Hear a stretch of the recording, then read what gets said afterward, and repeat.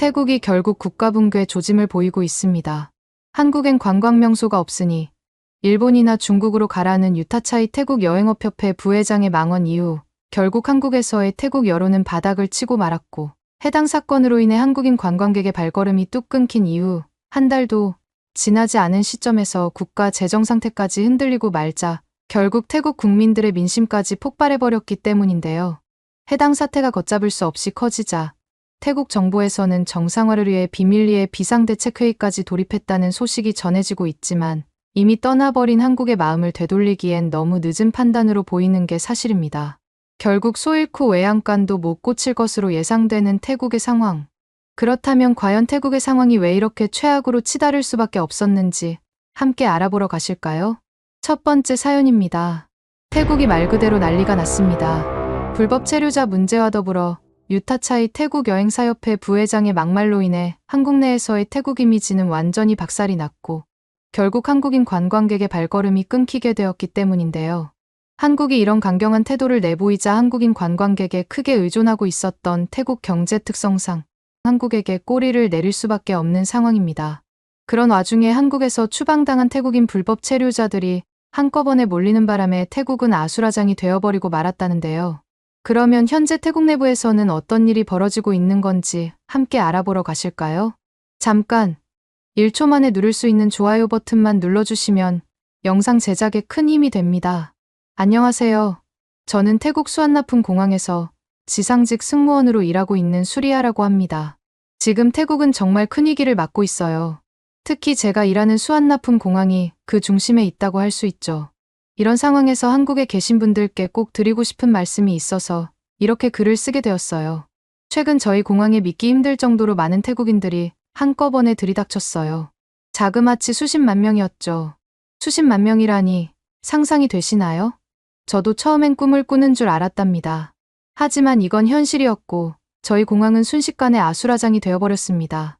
공항 전체가 사람들로 가득 찼고 수화물 찾는 곳을 가보니 완전히 마비되었더군요. 화장실은 말할 것도 없고 식당이나 카페도 전쟁터를 방불케 했고요. 이런 상황이 벌어진 이유는 무엇인지 너무 궁금했어요. 알고 보니 그 이유는 오랫동안 쌓여왔던 문제의 결과였더라고요. 많은 태국인들이 한국에 불법으로 체류하고 있었거든요. 그 숫자가 얼마나 되는지 아세요? 무려 45만 명이나 된다고 해요. 반면에 합법적으로 체류하는 태국인은 고작 1만 8천 명 정도라고 하더라고요. 이 차이가 얼마나 큰지 아시겠어요? 이런 상황이 지속되다 보니 한국 정부도 더 이상 참을 수 없는 지경에 이르렀고, 더 이상 이 상황을 방치할 수 없다고 판단한 거죠. 그래서 최근에 강력한 조치를 취한 거고요. 불법 체류 중이던 13만 명의 외국인을 강제 퇴거시키고 입국 금지 조치를 내렸어요. 범죄 전력이 있는 사람들은 영구적으로 추방하기도 했고요. 부끄럽게도 이런 불법 체류자 중 대부분이 저희 태국인들이었죠. 이렇게 많은 사람들이 동시에 추방되는 것은 정말 전례 없는 일이라고 하더군요. 이 수많은 사람들이 결국 한꺼번에 태국으로 돌아오게 되었고, 그렇게 저희 공항이 마비된 거죠. 정말 믿기 힘든 광경이었어요. 공항 곳곳이 사람들로 넘쳐났고 수속 대기줄은 끝도 없이 이어졌거든요. 저를 포함한 모든 공항 직원들은 정신없이 뛰어다녔지만 상황을 감당하기가 너무 힘들더군요. 심지어 일부 승객들은 화가 나서 소리를 지르고 물건을 던지기까지 했다니까요. 전쟁터가 따로 없었습니다. 이렇다 보니 저희 공항 직원들은 정말 고생하고 있어요. 평소보다 3배 이상의 업무량을 처리해야 하는데 인력은 그대로이니 어떻게 보면 당연한 상황이죠. 휴식 시간도 제대로 못 가지고 계속 일하고 있거든요. 어떤 동료는 24시간 연속 근무를 하기도 했습니다. 이런 상황이 계속되면 직원들의 건강에도 문제가 생길 것 같아 걱정이에요.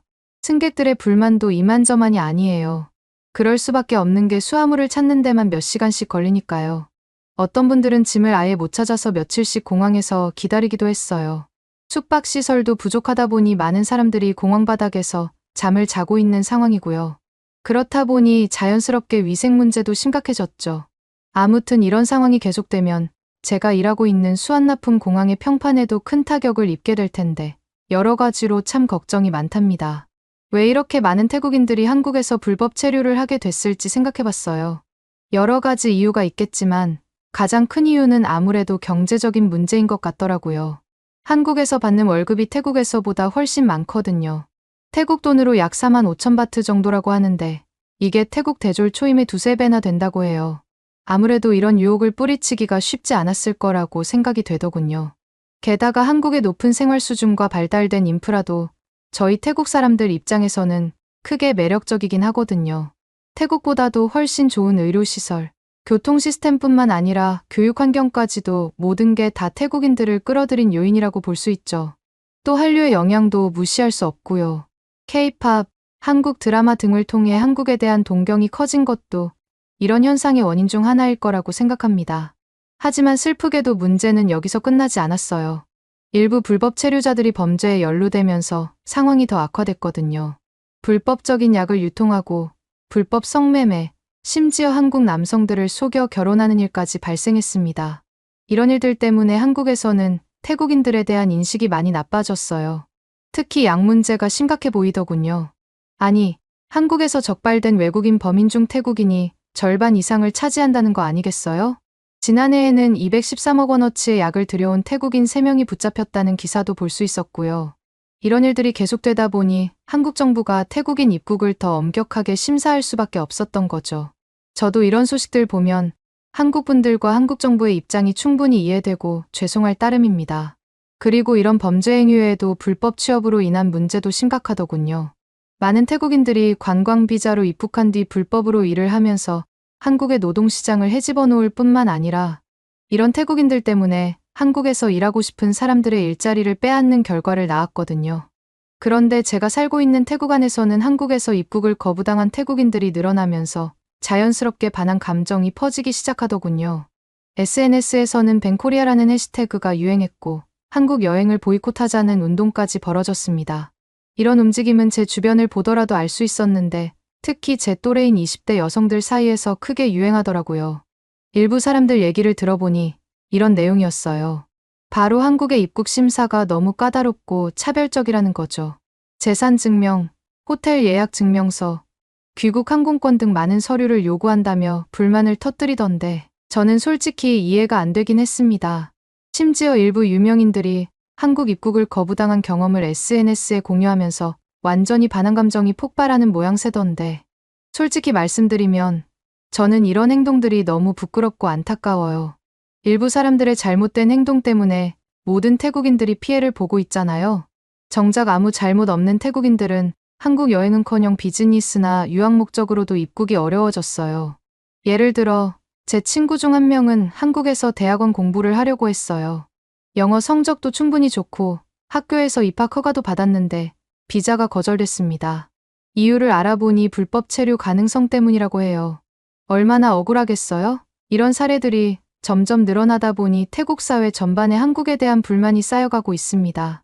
더 큰 문제는 이런 상황이 우리 태국의 경제에도 악영향을 미치고 있다는 거예요. 아시다시피 태국은 관광업이 주요 산업이잖아요. 그런데 이런 일로 한국인 관광객들까지 줄어들고 있더군요. 작년만 해도 한국은 태국을 가장 많이 찾는 나라 중 하나였는데 지금은 그 순위가 많이 떨어졌죠. 실제로 제가 공항에서 일하면서 느끼는 변화가 큽니다. 예전에는 한국인 관광객들로 북적거리던 공항이 한국 사람들을 찾아보기가 힘들어졌으니까요. 한국인들 상대로 장사를 하던 면세점이나 식당들도 매출이 많이 줄었다고 하더군요. 이대로 가다간 태국 관광업계 전체가 아예 무너질 수도 있을 것 같아 정말 걱정됩니다. 뉴스에 태국 관광청의 통계가 나왔던데 그걸 보니 상황이 얼마나 심각한지 알 수 있더군요. 작년에 비해 한국인 관광객 수가 30% 이상 감소했다는 거 있죠? 그게 곧 저희 태국 경제에 엄청난 손실을 의미하고요. 관광객 한 명이 태국에서 평균적으로 쓰는 돈이 얼마인지 아세요? 약 5만 바트 정도래요.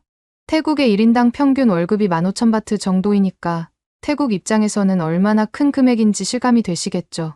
그런데 이런 관광객들이 30%나 줄었다니 태국 입장에서는 엄청나게 후회가 되는 상황입니다. 이런 상황에서 최근 일본 매체 니케이 아시아와의 인터뷰에서 유타차이 태국여행사협회 부회장의 발언이 또 다른 파문을 일으켰는데요. 유타차이 부회장은 한국을 찾는 태국인 관광객이 감소한 이유에 대해 한국 관광 명소가 상대적으로 적기 때문이라며 한국 관광지는 영화와 넷플릭스로 대중화됐기에 수명이 짧다고 주장했어요.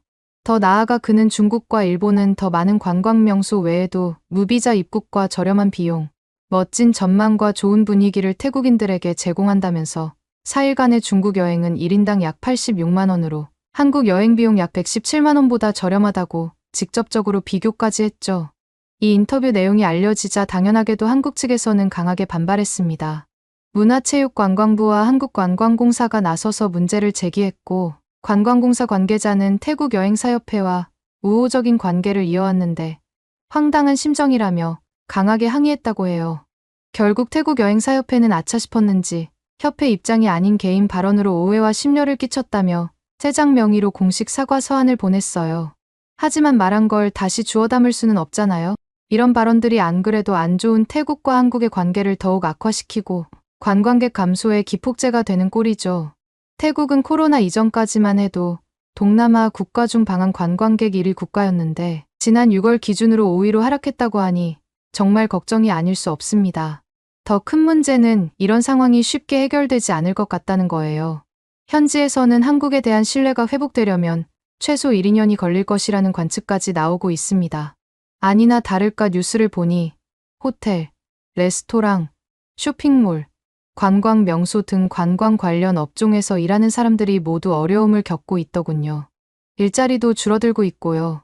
특히 한국인 관광객을 주 고객으로 삼았던 업소들은 더 큰 타격을 받고 있다던데 방콕의 한 유명 태국 마사지숍 주인은 매출이 절반 이상 줄었다고 한탄하던 모습이 떠오르네요. 사실 우리 태국에게 한국은 정말 중요한 나라예요. 경제적으로도 그렇고 문화적으로도 그렇죠. 많은 사람들이 아닌 척하긴 했지만 사실 많은 태국 사람들이 한국 드라마나 케이팝을 좋아하니까요. 저도 그중 한 명이고요. 그런데 이런 사소한 감정 때문에 양국 관계가 악화되는 걸 보니 너무 안타깝습니다. 감히 제가 태국을 대표해서 한 말씀 드리면 한국 문화는 저희 태국 사회에 정말 큰 영향을 미쳤다고 확실하게 말씀드릴 수 있어요.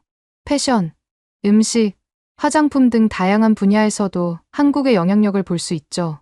심지어 태국 연예인들도 한국 스타일을 따라하려고 노력하고 있으니 어느 정도인지 아시겠죠? 이런 상황에서 한국과의 관계가 지금처럼 악화되기만 한다면 개인적으로 태국의 미래가 걱정됩니다. 특히 태국 남부에 살고 있는 친척 말을 들어보니 푸켓, 끄라비, 코사무이 같은 유명 휴양지들이 큰 타격을 입어서 거의 파리만 날릴 지경이라고 하더군요. 이 지역들이 유독 한국인 관광객들에게 특히 인기가 많았거든요. 그런데 지금은 한적한 해변만 남아있다고 합니다. 저는 이런 상황을 해결하려면 한국의 도움이 꼭 필요하다고 생각해요.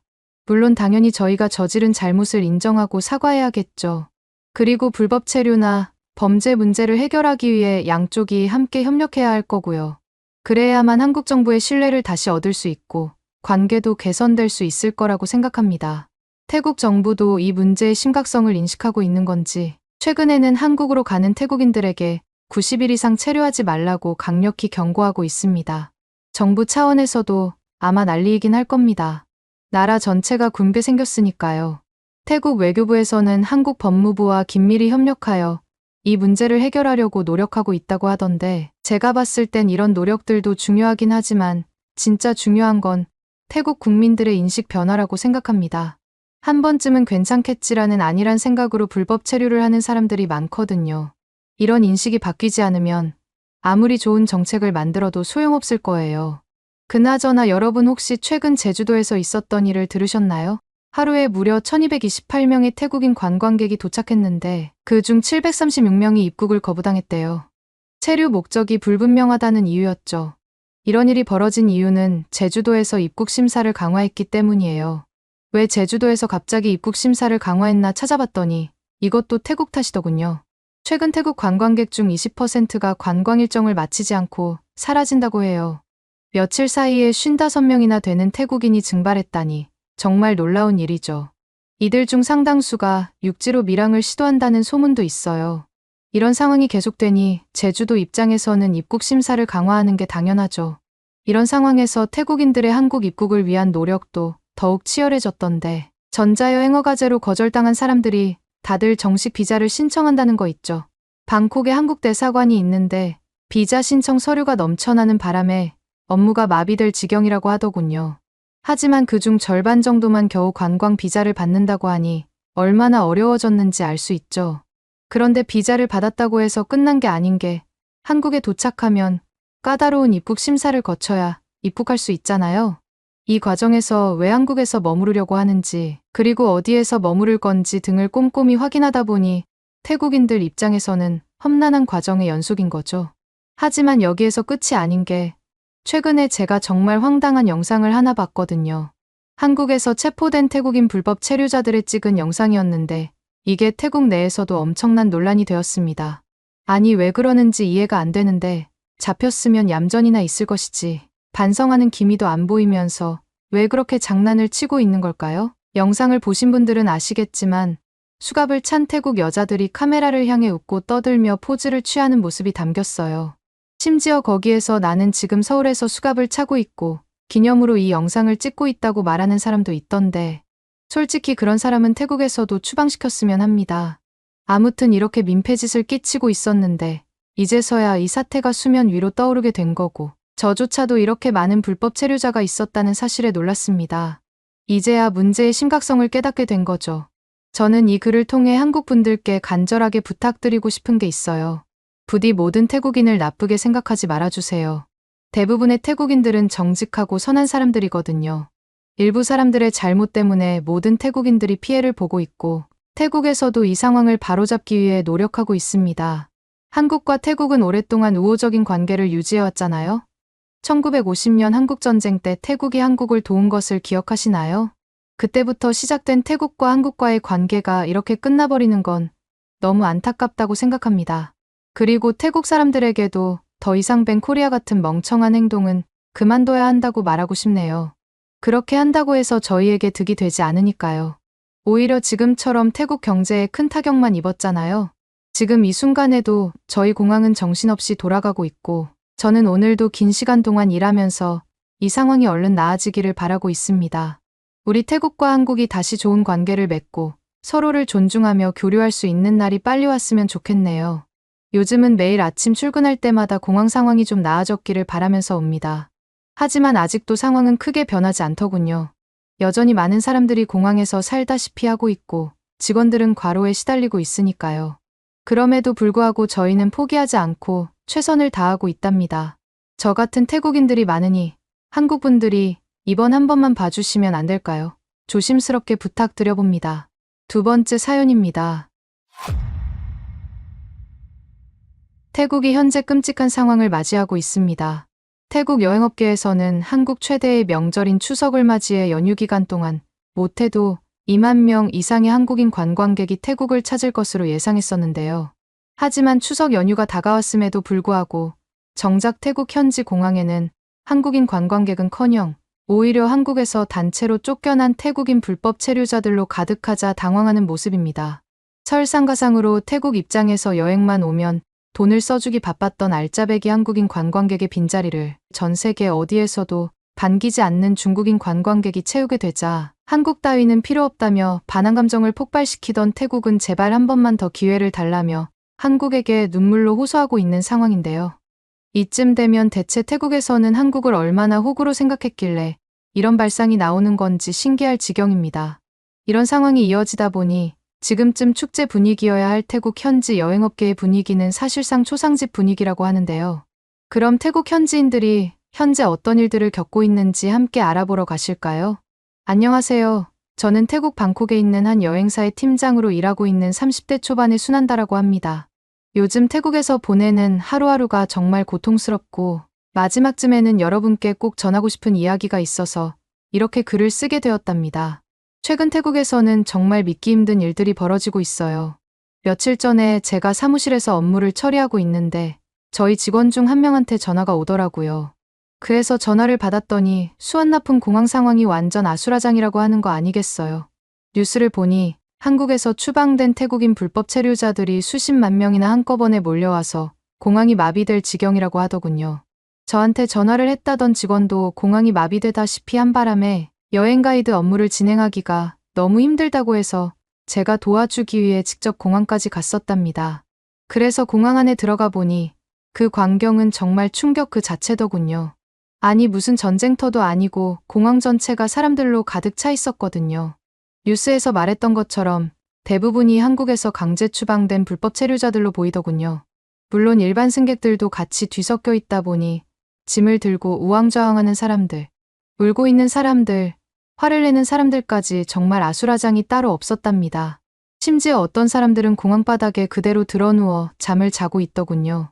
화장실은 길게 줄을 서야 겨우 이용할 수 있을 정도였고 식당과 카페는 혼비백산 그 자체였죠. 공항 직원들이 정신없이 뛰어다니며 상황을 통제하려고 애쓰고 있었지만 역부족이었어요. 이 정도면 단순히 공항 직원이 아니라 경찰이나 군인들의 지원을 받는 게 맞지 않나 싶은 생각까지 들었답니다. 아무튼 제가 지금까지 수완나푼 공항에 왔던 게 한두 번이 아니었지만 이런 광경은 태국 역사상 처음 있는 일이 아닐까 싶어요. 왜 이런 일이 벌어졌는지 알아보니 한국 법무부에서 대대적인 단속을 진행했기 때문이더라고요. 한국 입장에서는 태국인 불법 체류자 문제가 너무 심각해져서 더 이상 방치할 수 없었다는 거죠. 실제로 한국에 체류 중인 태국인 중 무려 78%가 불법 체류자라는 통계도 있더라고요. 여러분들은 상상이 되시나요? 태국인이 10명 있으면 그중 8명 가까이가 불법으로 체류하고 있었다는 거예요. 솔직히 태국에서 한국으로 넘어간 다음 불법으로 체류하는 사람이 많다는 걸 대충 얘기를 들어서 알고는 있었지만 수치를 들어봤을 때 느낌은 또 다르더군요. 태국 사람들이 이렇게나 많이 불법으로 남의 나라에 머물고 있었다니 정말 놀라울 따름이었습니다.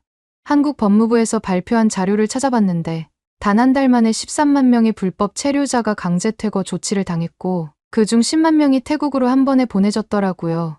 게다가 3만 명은 자발적으로 귀국했다고 하던데 이 숫자들을 보다 보면 워낙 커서 사실 감조차 안 옵니다. 웬만한 도시 하나 규모의 인원이잖아요. 이렇게 된 이유를 살펴보니 한국에서 일을 하면 태국에서 일을 하는 것보다 훨씬 더 많은 돈을 벌 수 있다는 게 가장 큰 원인이었어요. 아무래도 태국에서 일반 직장인 월급의 3배에서 많게는 5배까지도 벌 수 있다 보니 많은 태국 사람들이 유혹을 이기지 못하고 불법 체류를 선택한 거죠. 불법 체류하는 루트가 대부분 3개월 무비자로 여행객인 척 위장해서 입국한 다음에 그대로 한국 어딘가에서 숨어 지내는 경우가 대부분이더군요. 금액으로 따져봤을 때 한국 돈으로 한 달에 166만 원, 저희 태국 돈으로는 약 4만 5천 바트를 벌 수 있다고 하니 이 정도 돈을 벌 수 있다면 불법이라도 감수하겠다는 사람들이 많았던 거죠. 태국에서 그만한 돈을 벌려면 15개월은 일해야 하는데 반해 3개월만 버티면 한동안 거의 놀면서 살아도 되는 거잖아요. 게다가 사람 사는 곳은 다 비슷하기는 하겠지만 이런 소문들이 워낙 빨리 퍼지다 보니 많은 사람들이 불법 체류를 선택한 것 같습니다. 사실 태국과 한국의 관계가 지금처럼 나쁘지 않았어요. 1981년에 두 나라끼리 서로 90일 무비자 협정을 맺었거든요. 이건 태국이 한국전쟁으로 한국이 굉장히 힘든 시기를 보내고 있을 때 도와준 참전국이었기 때문에 특별한 대우를 받은 거였죠. 태국 입장에서도 한국이 굉장히 특별한 나라였던 게 이때 한국을 포함해서 아르헨티나, 브라질, 페루, 칠레 이렇게 5나라한테만 무비자 혜택을 줬다고 하더라고요. 그만큼 태국과 한국은 정말 가까운 사이였던 거죠. 그런데 이때 맺었던 무비자 협정이 오히려 한국에서의 불법 체류자 문제를 키운 것 같아요. 그 사이에 태국과 한국의 경제력 차이는 심각하게 벌어졌고 한국의 최저임금까지 계속 오른 것도 한몫한 것 같고요. 그런데 문제가 여기서 끝이 아니더군요. 사실 앞의 내용도 같은 태국 사람 입장에서 굉장히 부끄러운 내용이었는데요. 지금부터 제가 말씀드릴 내용이 더 부끄러운 내용이랍니다. 바로 일부 태국인 불법 체류자들이 한국에 머무르는 동안 정말 나쁜 짓들을 저질렀다는 거였어요. 특히나 마약 유통이 가장 심각하더군요. 올해 6월에는 낮에는 외국인 노동자로 공장이나 건설 현장 아니면 농장 같은 곳에서 일하고 밤에는 전국에 마약을 유통한 태국인 9명이 검거됐대요. 이들은 SNS로 한국에 있는 또 다른 태국 불법 체류자들에게 마약을 팔았다고 합니다. 정말 어처구니 없는 일이죠. 이 사람들이 당시에 유통한 마약 중에는 신종 마약도 있다고 하던데 가지가지 한다는 생각을 했습니다. 이름도 아마 나왔던 걸로 기억하는데 인터넷에 검색하시면 금방 나오지 않을까 싶네요. 아무튼 한국 경찰은 이들이 판매한 마약의 가치가 수억 원에 달한다고 발표했어요. 이것 말고도 또 다른 사건도 있었는데요.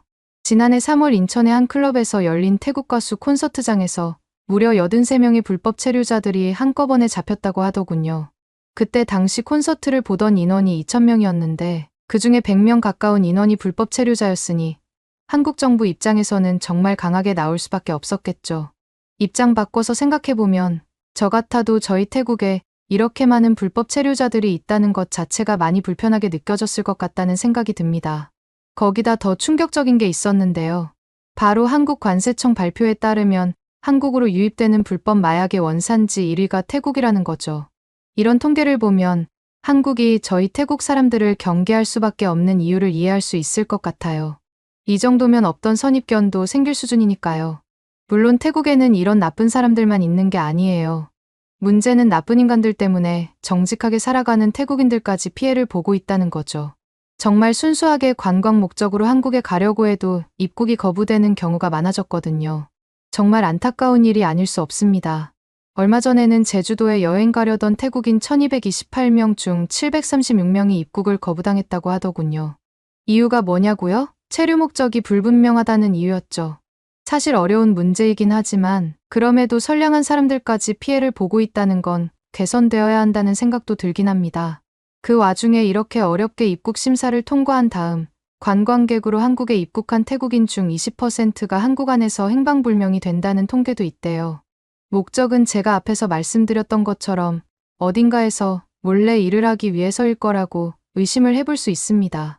이런 걸 보면 한국 정부가 태국인들 입국을 까다롭게 만든 이유도 이해가 되긴 해요. 태국인들 사이에서도 대부분 알 정도로 태국인들의 불법 체류 문제가 너무 심각해졌거든요.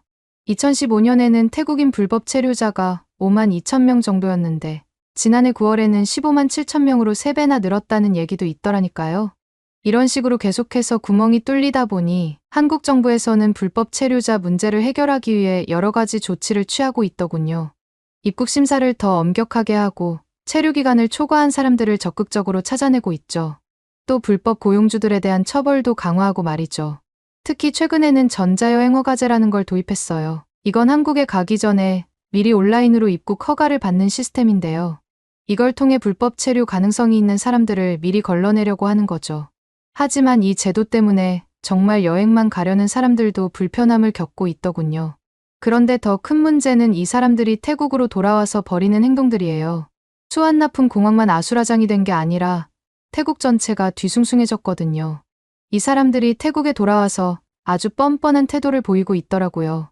자기들은 한국에서 배웠던 기술이 있는 고급 인력이라는 이유로 지나치게 높은 월급을 요구한다는 거 있죠. 하지만 정작 일을 시켜보면 대부분 불법으로 일했기 때문에 제대로 된 기술은커녕 일도 제대로 안 한다고 하더군요. 그것뿐만 아니라 낮부터 술을 마시면서 돌아다니고 그러다가 취하면 난동까지 부려대는 식으로 민폐를 끼치는 일이 비일비재해요. 당장 어제도 제가 점심 먹으러 식당에 갔을 때 봤던 장면인데 왜 저러나 싶습니다. 이 사람들 때문에 전반적인 태국의 치안 상황 자체도 나빠지고 있어요. 마약 거래나 폭력 사건이 늘어나고 있다는 소식도 들려오고 있거든요. 게다가 이 사람들 가족들까지 나서서 시위를 벌이고 있는 상황인데 이 사람들이 뭘 하면서 시위를 하고 있는지 아시나요? 바로 한국 정부의 특수비자를 만들어달라고 요구하는 거예요. 말도 안 되는 주장이죠.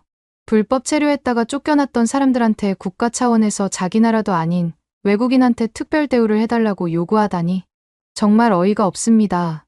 방콕 거리 곳곳에서 이런 시위가 벌어지고 있는데 다들 하나같이 한국은 우리에게 빚졌다. 우리가 없으면 한국 경제가 무너질 것이라는 식의 말도 안 되는 주장을 하고 있어요. 이 사람들 중에는 한국에서 일하면서 가족들에게 돈을 보내왔던 사람들이 많아요. 그 돈으로 겨우 생계를 유지하던 가족들이 이제는 안 되겠다 싶으니까 거리로 나와 시위를 하고 있는 거죠. 불법으로 번 돈으로 살아왔다는 걸 자랑스럽게 여기는 것 같아 보여서 참 바보 같다는 생각이 들면서 같은 태국 사람이라는 게 부끄러울 따름입니다. 그런데 말이죠. 일부 한심한 사람들이 SNS에 뱅코리아 같은 해시태그를 달면서 한국 불매운동을 하자고 난리예요. 명백히 저희가 잘못한 건데도 한국을 탓하는 건지 같은 태국 사람이지만 이해가 안 됩니다. 이런 식으로 떼쓰면 다 된다고 생각하는 걸까요? 이런 해시태그가 달린 게시물이 벌써 370만 개가 넘었더군요. 그중 75%가 여성이고 절반 이상이 18세에서 24세의 젊은 층이라고 해요. 얼마 전까지만 해도 한류에 열광하던 사람들이 오히려 이런 운동을 주도하고 있다니 정말 아이러니하네요. 일부 식당이나 바에서는 노코리안이라는 팻말까지 걸었다고 해요. 한국인들의 입장은 받지 않겠다는 거죠. 제가 봤을 때 이런 사람들 특징이 하나만 알고 둘은 모른다는 공통점이 있는 것 같습니다. 심지어 이 와중에 잘른 왕아나논 태국 여행업협회 회장이 이상한 얘기를 했더군요. 올해 6월에 방콕 포스트와 인터뷰하면서 한국 여행 거부 운동이 일어나기 전에는 한국이 인기 여행지였지만 이제 그런 시대는 끝났다는 발언을 했거든요. 태국 여행업계를 대표한다는 사람이 어떻게 저런 망언을 할 수 있는 걸까요? 게다가 여기서 끝이 아니고 한국이 태국 관광객들의 신뢰를 되찾는데 최소 1, 2년이 추가로 걸릴 것이라는 발언까지 했던데 정말 어이가 없어요. 오히려 태국이 한국 사람들의 신뢰를 되찾는데 못해도 2년은 넘게 걸리지 않을까요? 회장만 저래도 이해가 안 되는데 부회장도 장난 아니더군요. 8월에는 유타차이 순돌라타나버 태국 여행업협회 부회장이 한국 관광지는 수명이 짧다고 하거나 중국이나 일본이 더 좋다는 식의 망언을 했거든요. 그때 부회장의 논리는 이거였어요. 한국의 관광지가 영화나 넷플릭스 때문에 유명해져서 수명이 짧다는 거죠. 심지어 중국이나 일본 여행이 더 저렴하다는 식의 직접적인 비교까지 했더군요.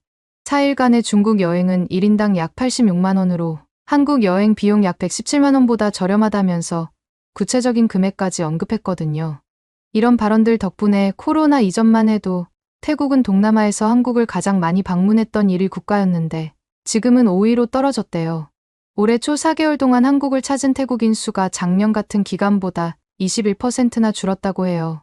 아무래도 태국 여행업계의 가장 높은 사람들 둘이 연속으로 저런 말을 하다 보니 효과가 어마어마했던 거죠. 숫자로 보면 11만 9천 명 정도라고 하던데 베트남이나 필리핀에도 밀리는 숫자입니다. 나중에 이 소식을 접한 한국 정부와 관광공사에서 격하게 항의를 하는 바람에 회장이 사과문을 직접 내서 간신히 진정시켰다고 하더라고요. 근데 그 사과문의 내용이 전 되게 이해가 안 됐는데요. 협회의 공식 입장이 아닌 일부 관계자의 개인적 발언이고 한국에 오해와 심려를 끼쳐서 죄송하다는 내용이었거든요. 몇 달 전에 회장이 비슷한 망언을 해서 안 그래도 멀어진 태국과 한국 사이를 떨어뜨려 놓았으면서 부회장까지 저런 발언을 하는 바람에 난리가 난 건데 진정성이 너무 떨어지는 사과문 아닌가요? 회장과 부회장이 비슷한 발언을 했으면서 이걸 보고 그 누가 협회의 공식 입장이 아니라고 생각할지 싶습니다. 심지어 저때 했던 말도 그럴듯해 보이긴 하지만 실제로는 굉장히 잘못되었던 게 한국에서는 오히려 놀 곳이 많다 보니 자연스레 돈이 더 많이 나갈 뿐이지 저렴한 금액으로도 재미있게 노는 방법은 엄청나게 많거든요. 반면 한국인들의 태국 방문도 크게 줄었어요. 한국의 한 관광산업연구소와 서울에 위치한 컨슈머 인사이트라는 시장조사업체에서 함께 조사한 결과를 보면 태국 여행에 관심이 적어졌다는 한국인들의 응답이 작년 36%에서 올해 81%로 올랐더라고요. 태국 여행에 관심이 떨어진 사람이 1년 만에 2.2배나 증가한 거죠. 이 정도 수치는 조사를 시작한 이래 가장 높은 수준이라고 해요. 사실 제가 일하고 있는 태국 여행업계에서는 올해 한국인 관광객 수가 역대 최고인 200만 명을 넘을 거라고 예상했었어요. 그래서 한국의 최대 명절 중 하나인 추석 연휴 때 최소 2만 3천 명의 한국인들이 태국을 찾을 거라고 기대하고 있었죠. 그래서 모든 준비를 마치고 기다리고 있었는데 현실은 정반대인 상황입니다. 추석 연휴가 임박했는데도 불구하고 한국인 관광객은 거의 찾아보기 힘들 정도로 줄어들었거든요. 이런 상황이 계속되면 태국 관광업계는 정말 큰 타격을 입을 거라고 생각합니다. 지금도 이미 많은 여행사들이 문을 닫고 있으니까요. 제가 일하는 여행사만 해도 실적이 바닥을 치고 있어요. 한국에서 오는 관광객들이 급격히 줄어들었으니 당연한 수순이죠. 심지어 한국의 여행사들과 만든 여행 상품들도 모두 취소되고 있는 상황인데요. 며칠 전에는 한국의 파트너 여행사에서 일방적으로 계약 해지를 통보해 오더라고요. 정말 끔찍한 상황이 아닐 수 없습니다. 이건 저희 회사만의 문제가 아닌 게 주변의 다른 여행사들도 다 비슷한 상황이거든요. 태국의 관광업계 전체가 무너지고 있다고 해도 과언이 아니에요. 이대로 가다간 정말 태국이 망할 것 같아서 한국에서 제발 도와주셨으면 하는 바람뿐입니다. 사실 태국의 관광업은 한국 관광객들에게 많이 의존하고 있었어요. 코로나 이전까지만 해도 태국은 동남아 국가 중 한국인들이 가장 많이 찾는 나라였거든요. 그런데 지금은 베트남과 필리핀에 밀려 3위로 추락했습니다. 한국 분들이 보실 때 자업자득이라는 생각이 들 것 같은 게 이런 상황을 만든 게 다 저희 태국인들이 저지른 실수 때문이잖아요. 그러고 보니 중국인 관광객들도 너네 먹여 살려주지 않냐고 생각하는 분들도 계실 것 같은데요. 그 말은 반은 맞고 반은 틀렸습니다. 실적 같은 데이터로만 따져봤을 때는 괜찮아 보일 수 있지만 좀 더 자세히 살펴보면 저희 태국 입장에서는 정작 손해일 가능성이 매우 크거든요. 실제로 한국인 관광객이 줄어든 대신에 중국인 관광객은 거의 코로나 이전 수준으로까지 회복된 게 맞습니다. 근데 이게 문제인 이유가 중국인 관광객들은 한국인 관광객들과 비교했을 때 상대적으로 예의가 없고 민폐를 끼치는 경우가 많다 보니 현지 사람들 사이에서도 골칫덩어리예요. 관광객 머릿수는 분명히 많아졌지만 정작 와서 돈은 안 쓰는 데다가 계속해서 물건을 부수거나 시끄럽게 굴고 심한 경우에는 노상방뇨까지 하고 돌아간다니까요. 뒤에서 처리하는 입장에서도 정말 미칠 노릇입니다. 그래서 이걸 받아야 하나 말아야 하나 고민되는 지경이지만 그래도 저희가 먹고 살긴 해야 하니 하는 수 없이 받을 수밖에 없는 상황이랍니다. 그런데 말이죠. 저희 태국의 국방부 장관은 대체 뭐 하는 분인지 모르겠어요. 얼마 전에 군사력으로 한국은 언제든 제압할 수 있다거나 서울을 3시간 만에 불바다로 만들 수 있다는 식의 말도 안 되는 소리를 했거든요. 최근 중국과 합동 군사훈련을 했다고 해서 우쭐해진 걸까요? 태국과 중국은 2015년부터 매년 공군 합동훈련을 해왔거든요. 올해는 특수작전 병력까지 투입됐다고 하던데 아마 이런 훈련을 몇 번 했다고 해서 한국을 위협할 수 있을 거라고 생각하는 모양이더군요. 저도 잘 몰라서 전문가들이 말하는 걸 찾아봤는데 전문가들 말로는 한국과 태국의 군사력은 비교조차 되지 않는다고 하더라고요. 한국은 세계 5위의 군사강국이고 태국은 25위 정도라고 합니다. 병력 수만 봐도 한국 육군은 55만 명인데 태국은 36만 명 수준인데다가 태국에서 쓰는 국방비 예산도 한국과 비교했을 때 한국의 5분의 1 수준이라고 하고요. 무기 체계도 크게 차이가 난다고 하던데 한국은 첨단 무기들을 자체 개발하고 있을 뿐만 아니라 세계 각국에 수출까지 하고 있다더군요. 반면 태국은 아직 많은 부분을 수입에 의존하고 있는데다가 한국에서 수입해서 사용하는 무기도 있다고 합니다. 이런 상황에서 어떻게 한국을 제압할 수 있다고 말할 수 있는 건지 태국인을 대표해서 말씀드리면 여러분들이 그냥 저희를 너무 밉게 보지 말고 차라리 귀엽게 봐주셨으면 합니다. 부탁드릴게요. 솔직히 여러분들이 별거 아니라고 생각하실 수 있겠지만 저는 이 자리에 오르기까지 정말 열심히 노력했어요. 밤낮으로 공부하고 일하면서 여기까지 온 거거든요. 저런 비상식적인 발언을 잊을만 하면 해대는 사람들 때문에 제 노력이 물거품이 될까봐 너무 속상합니다. 태국 여행업계가 이대로 무너져 버리면 저희 같은 사람들은 어떻게 살아야 할까요? 지금 태국 전체가 정말 큰 위기에 빠져 있어요. 아까 말씀드렸던 것처럼 한국에서 강제 추방된 불법 체류자들이 돌아오면서 여러 가지 사회 문제가 발생하고 있거든요. 범죄율이 높아지고 실업률도 올라가고 있죠. 게다가 이 사람들 중 상당수가 한국에서 벌어온 돈으로 가족들의 생계를 유지하고 있었는데 이제 그마저도 끊겼으니 경제적으로도 태국은 멈춘 거나 다름없는 상태입니다. 상황이 얼마나 심각하냐면 우선 농촌 같은 경우에는 젊은 사람들이 한국에 넘어간 다음 돈을 벌어서 고향에 생활비를 보내는 시기였거든요. 그러면 그 돈으로 농사를 짓고 아이들 학비도 대고 했는데 이제 그런 돈줄 자체가 끊기다 보니까 생활이 불가능한 거죠. 방콕 같은 대도시들도 별반 다를 것 없긴 해요. 아까 제가 말씀드린 것처럼 한국에서 돌아온 사람들이 일자리를 찾지 못해서 거리를 배회하고 있을 뿐만 아니라 일부는 한국에서 저질렀던 것처럼 범죄를 저지르기도 하거든요. 보통 한국에서 마약 유통으로 체포됐던 사람들이 태국으로 돌아와서도 저런 짓을 한다던데 이런 거 보면 사람은 고쳐 쓰는 거 아니라는 말이 괜히 있는 게 아니라고 생각합니다. 이런 상황에서 태국 정부는 대체 뭘 하고 있는 걸까요? 사태를 해결하기 위해 노력은 하고 있는 걸까요? 솔직히 오히려 상황을 더 악화시키면 악화시켰지 개선하는데 도움이 되는 건 아닌 것 같습니다. 아까 말씀드린 국방부 장관의 발언도 그렇고 여행업협회 임원들의 발언도 그렇고 말이죠. 솔직히 태국 사람들이 정신 좀 차렸으면 좋겠어요.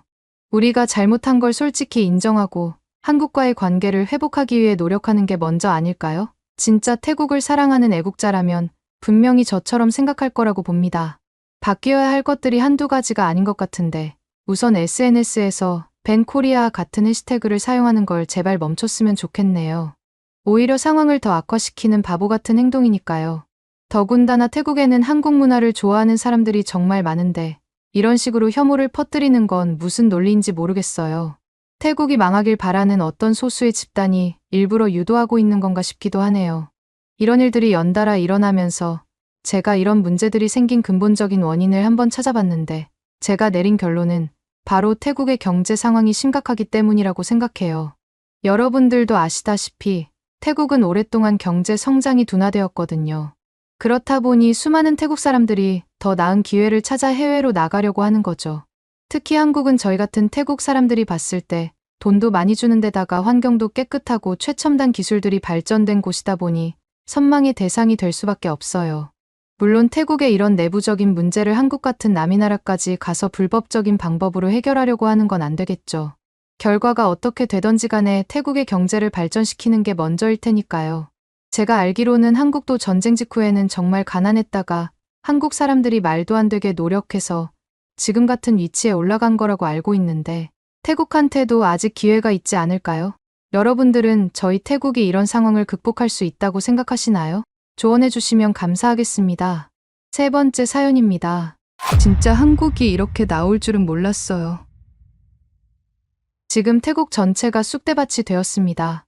당초 한국의 최대 명절인 추석 연휴 때 최소 23,000명의 한국인들이 태국을 찾을 것이라 기대하던 태국 여행업계는 정작 추석 연휴가 되었음에도 한국인 관광객의 수가 기대를 훨씬 못 미치자 오열하고 있는 상황인데요.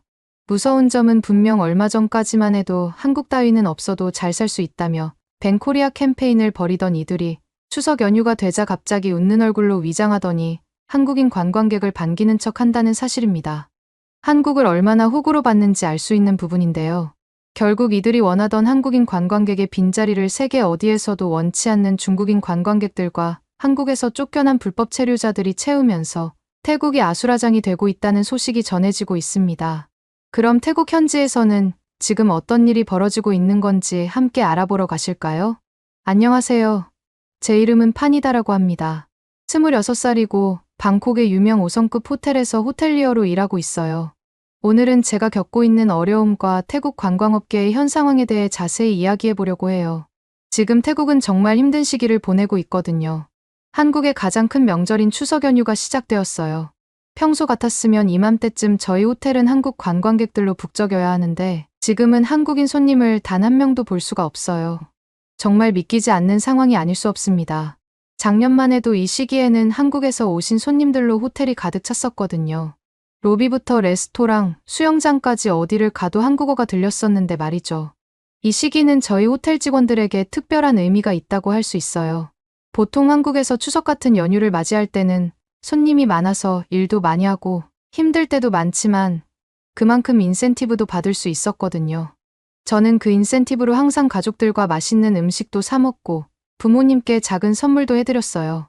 그게 제게는 소박하지만 큰 기쁨이었죠. 하지만 올해는 그럴 수 없게 됐어요. 왜냐하면 지금이 한국의 큰 명절인 추석 연휴인데도 불구하고 한국에서 오는 관광객을 거의 볼 수 없는 상황이거든요. 분명 이맘때 저희 호텔은 한국 손님들로 북적였을 텐데 지금은 로비가 텅 비어있고 레스토랑도 한산합니다. 솔직히 말씀드리면 인센티브는커녕 일자리를 잃을까봐 걱정하는 중이죠. 하루하루 애가 타는 상황입니다. 대체 왜 이렇게까지 된 거냐고요. 제가 자세히 설명해 드릴게요. 사실 최근 태국과 한국 사이에 큰 문제가 있었거든요. 태국인들이 한국에 불법으로 체류하는 문제가 너무 심각해져서 한국 정부에서 태국인 입국을 아주 까다롭게 심사하기 시작했습니다. 통계 자료를 본 적이 있는데 정말 놀랍더라고요. 한국에 불법 체류 중인 외국인 중 무려 78%가 태국인이라는 거 있죠? 숫자로 보면 약 15만 7천 명이나 된다고 하던데 거의 웬만한 도시 인구 정도 되는 수의 태국인들이 관광객인 척 한국에 들어갔다가 그대로 불법 체류를 하고 있다는 거죠. 저도 이 숫자를 듣고 정말 충격을 받았어요.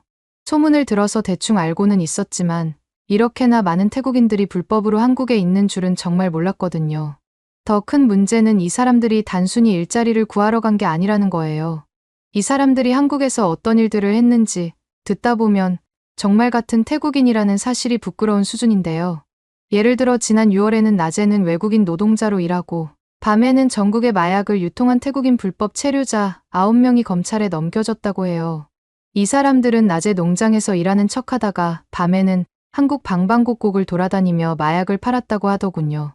또 경기도 김포에서는 태국인 마약 조직과 경찰 사이에 차량 추격전이 벌어지기도 했다고 합니다. 검거된 조직원들이 한국 돈으로 4억 5천만 원어치의 마약을 가지고 있었다고 하더라고요. 이런 일들 때문에 한국 정부에서 태국인 입국을 엄격하게 심사하기 시작했어요. 그러다 보니 정말 관광 목적으로 가려는 태국인들도 입국이 거부되는 일이 많아졌죠. 그런데 이게 태국 사람들의 반감을 샀습니다. SNS에서는 한국 여행 가지 말자. 한국은 이제 볼 것도 없다. 이런 글들이 엄청 퍼졌어요. 밴 코리아라는 해시태그가 유행했죠. 이런 거 보면 아직 태국은 많이 멀었다는 생각이 드는 게 SNS에서 밴 코리아 운동에 참여한 사람들의 75%가 18세에서 24세 사이의 젊은 층이라고 하더군요. 이들이 앞으로 태국을 이끌어갈 세대인데 이렇게 감정적이고 이성적이지 못한 태도로 나온다면 태국의 미래는 어떻게 될까요? 그런데 태국은 솔직히 이미 돌아올 수 없는 지경이라는 생각이 드는 이유가 젊은 사람들 뿐만 아니라 태국 여행업협회 임원들까지 나서서 한국 관광을 비하하는 발언을 했더라고요. 특히 6월 20일에 방콕 포스트와 진행한 인터뷰에서 짤른 왕아나논 태국 여행업협회 회장의 발언이 정말 충격적이었는데요. 여행업회 회장이 한국 여행 거부 운동이 일어나기 전 한국은 태국에서 3대 인기 여행지 중 하나였지만 그런 시절은 끝났다고 말했거든요. 거기서 끝나지 않고 한국이 태국 관광객들의 신뢰를 되찾는데 최소 1, 2년이 추가로 걸릴 것이라는 말까지 서슴지 않았습니다. 이런 발언들은 결국 사태를 더 악화시켰어요. 한국 정부의 입장에서는 자기 나라의 안전과 질서를 위해 취한 조치인데 태국 여행업협회 회장이 이렇게 말하는 건 정말 선을 많이 넘은 거죠. 빌어도 모자랄 판에 오히려 한국에 따지는 태도로 나오니까 이게 되겠어요? 그리고 8월 11일에는 더 심각한 일이 벌어졌습니다. 유타차이 순돌라 타나벗 태국 여행업협회 부회장이 정말 무례한 발언을 했거든요.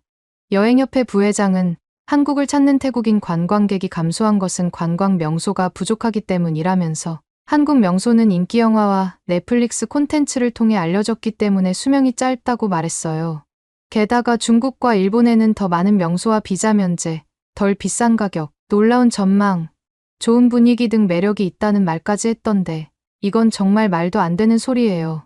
한국에는 이미 수천 년이나 된 역사와 문화가 있고 현대적인 매력도 넘친다는 걸 잘 알고 있거든요. 어떻게 이런 말을 할 수 있는 건지, 한국 여행 한 번이라도 다녀온 적은 있는 건지 의심이 되는 수준의 발언이었다고 생각합니다.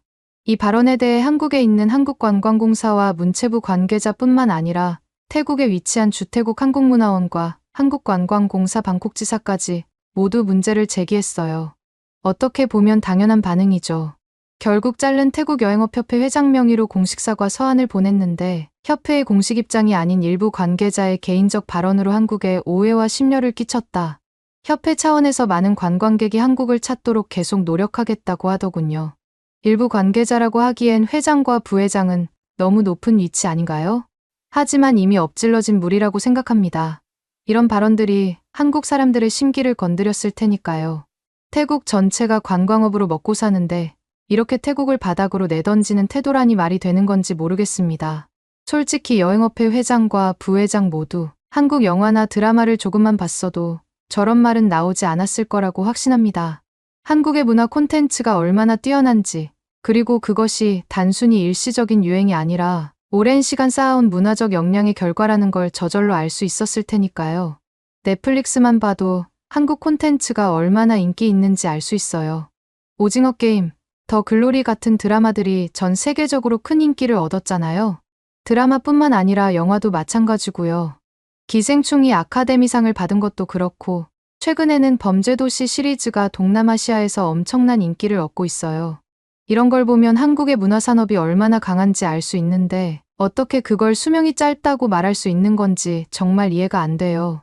그리고 한국의 관광 명소가 부족하다는 말도 정말 말도 안 되는 소리인 게 서울만 해도 경복궁부터 더현대 서울 같은 초대형 쇼핑센터까지 다양한 볼거리가 있잖아요. 서울뿐만 아니라 부산, 제주도 같은 곳들도 정말 아름답고 매력적인 곳이라고 알고 있거든요. 저만 그런 게 아니에요. 제 주변의 태국 친구들도 한국 여행을 다녀온 후에는 모두 반해서 돌아오니까요. 어떻게 이런 나라를 두고 관광 명소가 부족하다고 할 수 있는 건지 정말 이해할 수 없습니다. 게다가 이런 발언들 때문에 태국으로 오려는 한국인 관광객들까지 줄어들고 있어요. 아까 말씀드렸다시피 태국 전체가 관광업 하나로 간신히 먹고 사는데 태국 경제에 큰 타격을 주는 심각한 사안이죠. 저는 이런 상황을 보면서 정말 안타까워요. 앞으로 태국을 살리려면 한국이 꼭 필요한데 윗사람들이 저런 식으로 관계를 악화시키면 어떻게 해야 할까요? 한국은 태국 관광업에 있어서 정말 중요한 시장이거든요. 그런데 더 충격적인 일이 있었어요. 태국의 국방부 장관인 수틴 클랑생이 군사력으로 한국 정도는 언제든지 제압할 수 있을 뿐만 아니라 수도 서울 역시 3시간이면 불바다로 만들어버릴 수 있다는 말도 안 되는 망언을 했거든요. 이 발언을 듣고 정말 어이가 없었습니다. 국방부 장관이라는 사람이 어떻게 이런 위험한 발언을 할 수 있는 거죠? 이건 외교적으로 정말 심각한 문제를 일으킬 수 있는 발언이라고 생각해요. 제 동생이 군인이라 진짜 태국이 한국 수도를 저렇게 쉽게 무너뜨릴 수 있는 거냐고 물어보니 헛웃음을 치면서 한국의 군사력이 얼마나 강한지 모르는 것도 아닐 텐데 어떻게 그런 말을 할 수 있는 건지 솔직히 자기도 이해가 안 간다고 말했습니다. 제 동생 말로는 한국이 세계 5위의 군사 강국이라고 하더군요. 게다가 최신 무기 체계를 갖추고 있고 미국과의 동맹 관계도 있어서 무시할 수 없다는 거 아니겠어요? 반면 태국의 군사력은 한국에 비해 많이 떨어진다고 합니다. 단순 국방비 예산만 따져도 대학생과 초등학생 사이의 싸움이라고 표현하던데 이런 상황에서 한 나라의 운명을 책임질 수도 있는 국방부 장관이 저런 발언을 하는 건 정말 무책임하고 위험한 행동이라는 생각이 들더군요. 결국 이런 발언들이 태국과 한국의 관계를 더욱 악화시키고 있어요. 그리고 그 피해는 고스란히 저희 같은 일반 국민들에게 돌아오고 있죠. 관광객이 줄어들면서 호텔, 식당, 상점 등 태국에서 관광업계에 종사하거나 연관되어 있는 모든 사람들이 어려움을 겪고 있습니다. 심지어 이런 발언들이 계속되다 보니 참다 못한 한국인들도 이제는 태국 여행을 보이콧하겠다고 나섰더군요. 이런 문제들 때문에 현재 제가 근무하는 호텔의 상황은 정말 심각합니다. 저희 호텔만 해도 작년에 비해 관광객이 70%나 줄었거든요. 그나마 오는 손님들 대부분이 중국 국적의 관광객들이에요.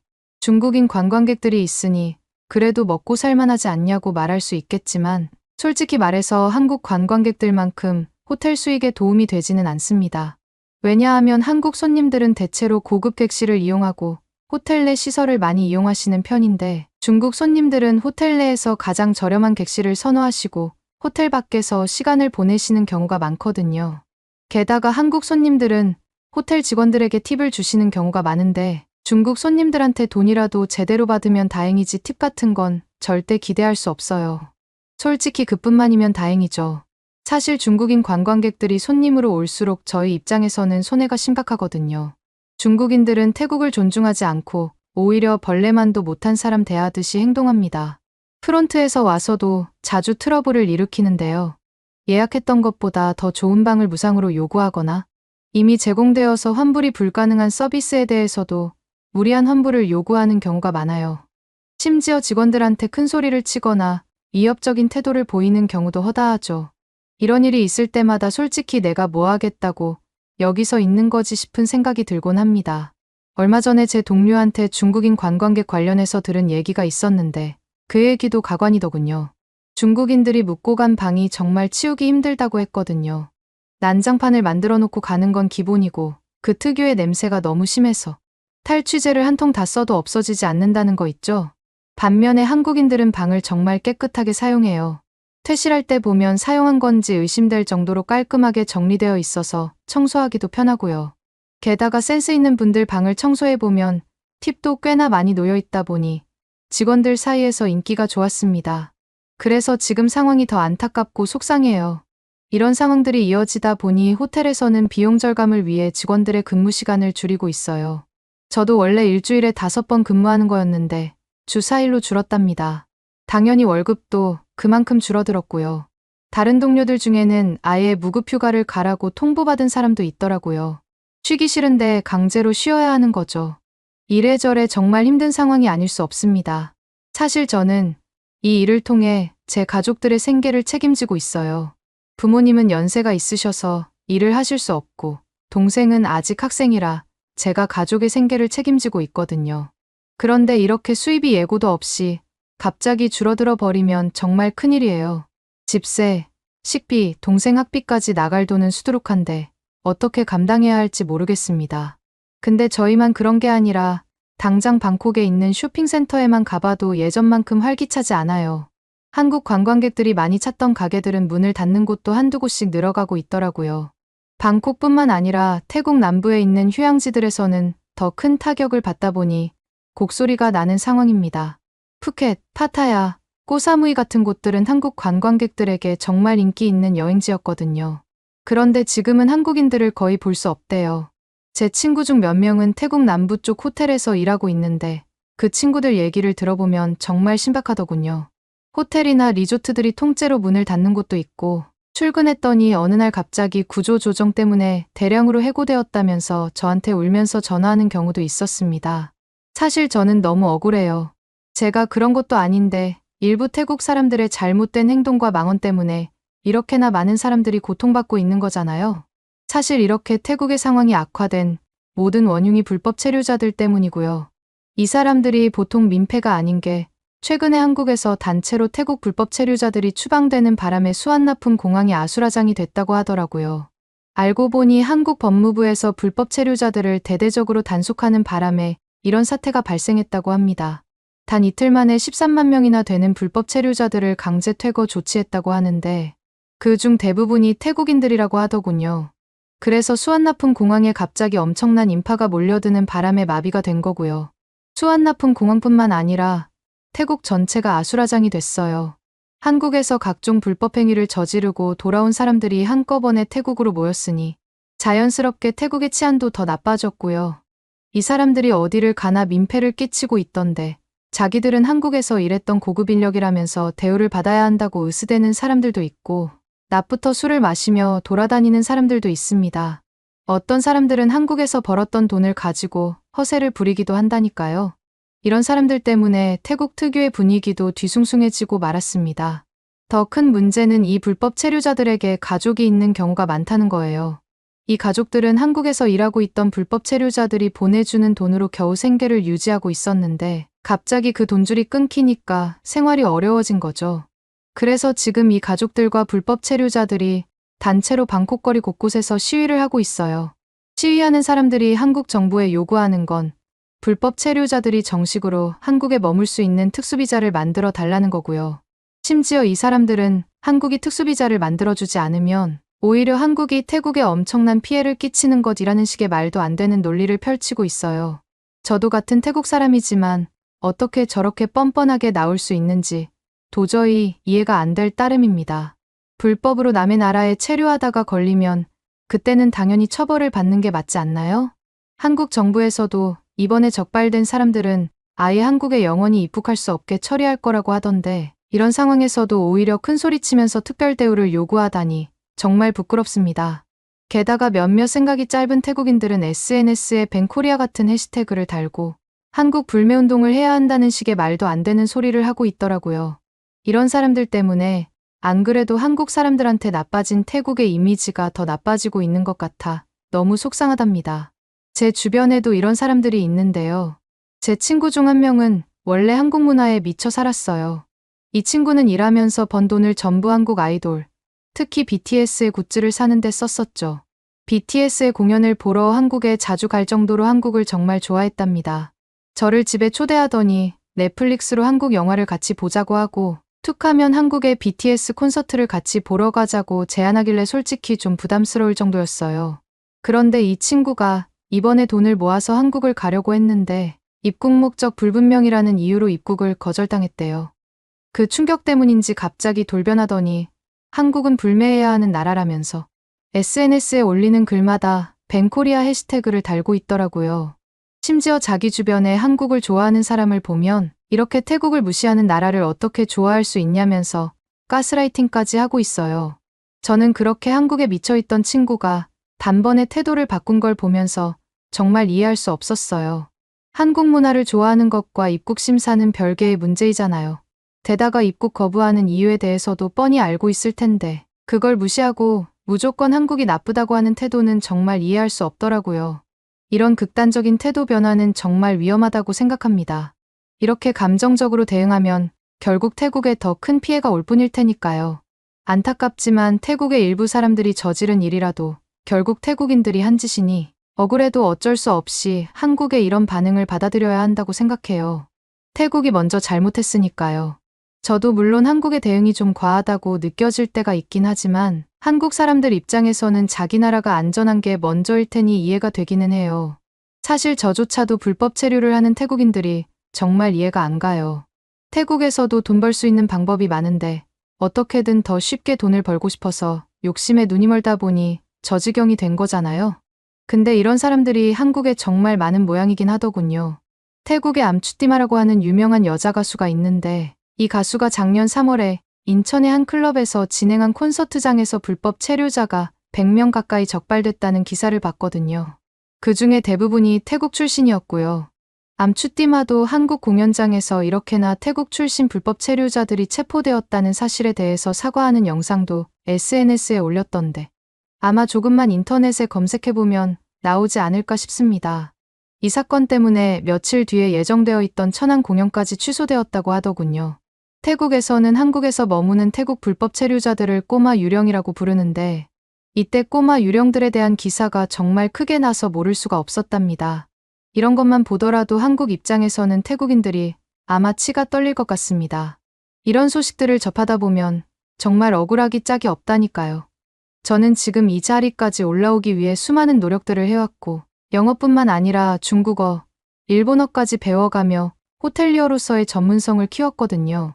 한국 관광객들한테도 좀 더 친근하게 다가가고 싶어서 한국어도 독학으로 공부하고 있었죠.